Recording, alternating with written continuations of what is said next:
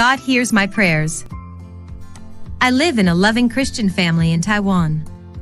My father is a pastor, and my mother is a pastor's wife.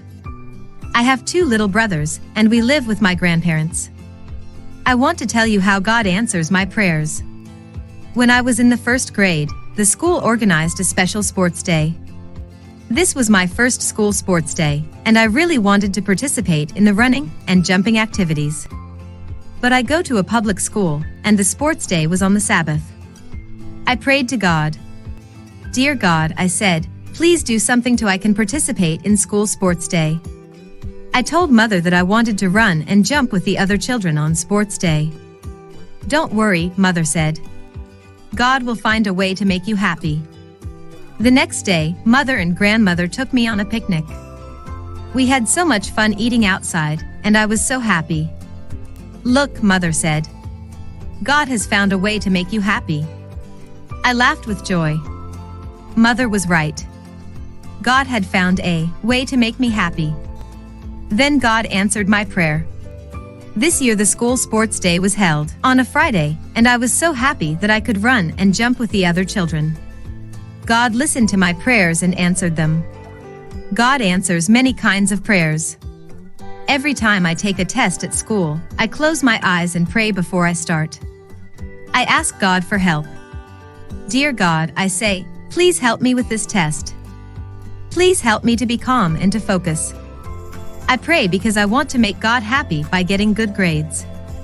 God listens to my prayers, and I am able to glorify His name with good grades. My parents and I are so grateful to God. I was so sad when Grandmother passed away. She did many nice things for me. My family is Rukai, an indigenous people group in Taiwan, and Grandmother wove a traditional Rukai backpack for me. It looks beautiful on my back, especially when I dress up in traditional Rukai clothing. I like to help Grandmother.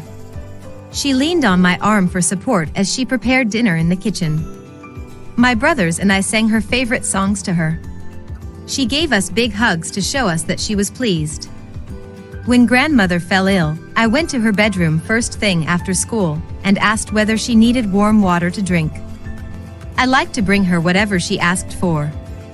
I sat next to her bed and prayed for her not to be in pain. I was so sad when Grandmother died. I prayed to God for comfort and strength, and He answered me. I realized that I should not lose hope, and that Grandmother had just fallen asleep. I will meet her again when Jesus comes. I pray that God will always protect me and my family. And He will. He always answers my prayers.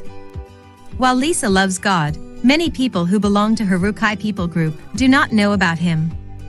Part of this quarter's 13th Sabbath offering will help spread the gospel to the Rukai and other native people groups in Taiwan. Thank you for planning a generous offering.